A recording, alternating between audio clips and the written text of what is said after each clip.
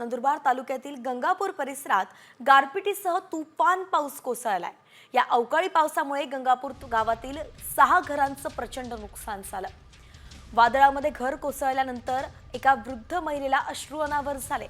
घराची पत्र उडाली, भिंत कोसळली, संसार उपयोगी साहित्याचंही नुकसान झालंय आणि म्हणून ही वृद्ध महिला हवालदिल डोळ्यांनी आपला मोडलेला संसार पाहत होती।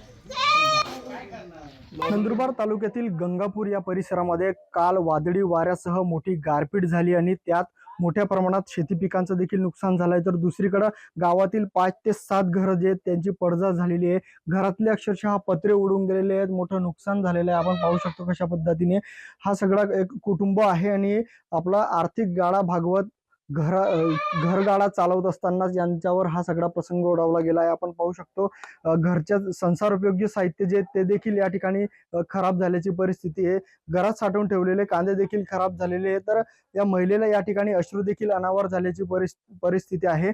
घरी कोणी नसताना घरचे लोक जे ते मोलमजुरी करतात आणि ते गुजरातला जाऊन मोलमजुरी करतायत। तर अशातच हे जी आजी ती या ठिकाणी घरात होती आणि त्यावेळीच हा प्रसंग घडला। पत्रे जे ते गळून पडले, मात्र सुदैवाने कुठलीही दुर्घटना घडली नाही। मात्र शासनानं या गोष्टीकडे गांभीर्यपूर्वक लक्ष द्यावं, भरपाई मिळवून द्यावी अशी मागणी जी आहे ती आता यांच्या वतीनं करण्यात येत आहे। सागर निकवाडे, साम टीव्ही, नंदुरबार।